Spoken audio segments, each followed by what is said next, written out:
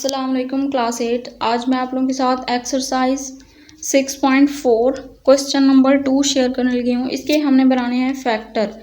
तो सबसे पहले हमने इसको देखना है कि 4 9 36, मतलब इन दोनों को मल्टीप्लाई करने से जो आंसर आता है 36, ए का स्क्वायर एंड बी का स्क्वायर।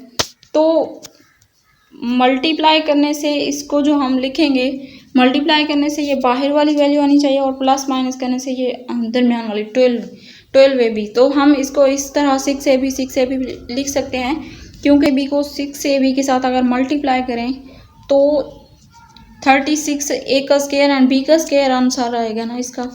तो इसका मतलब है कि ये ठीक है। 12 ए बी की जगह पे हम 6 A B plus 6 A B लिख सकते हैं, क्योंकि मल्टीप्लाई करने से ये दोनों इन दोनों वैल्यू का जो आंसर आता है ना वही आ रहा है। अब इन दो वैल्यू में से हम कुछ कॉमन लेंगे, जो हम कॉमन ले सकते हैं इनमें से 6 ए बी है, यहाँ पे 9 ए स्क्वायर है, तो ए दोनों में है। एक तो ए हम कॉमन लेंगे और दूसरा 3, क्योंकि 3 दोनों पे डिवाइड हो सकता है। 3 ए हमने कॉमन ले लिया। अब 9 पे 3 को जब डिवाइड किया तो 3 आंसर आया इसका, वही 3 यहाँ पे लगा दिया, क्योंकि यहाँ पे ए स्क्वायर है। एक ए तो हम बाहर ले चुके हैं और एक ए यहाँ पे लिख दिया। प्लस 6 को जब 3 पे डिवाइड किया तो 3 2 द 6, 2 बी यहाँ पे रह गया, क्योंकि एक ए तो हम ऑलरेडी बाहर ले चुके हैं। Plus 2 B.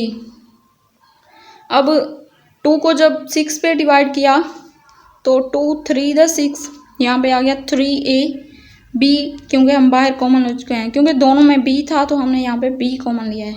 प्लस 4 को जब 2 पे डिवाइड किया तो 2 टू द 4, एक बी हम बाहर कॉमन ले चुके हैं और रिमेनिंग एक बी बच गया, तो यहाँ पे 2 बी आ गया।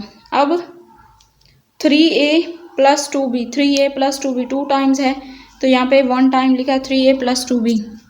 और ये जो बाहर है 3a प्लस 2b, ये भी यहाँ पे लिखा। ये जो बाहर वाला है ना, ये लिखना होता है इसके साथ 3a plus 2b, 3a plus 2b, ये आ गया होल का स्क्वायर। तो यहाँ पे हमारा आज का लेक्चर होता है ख़त्म।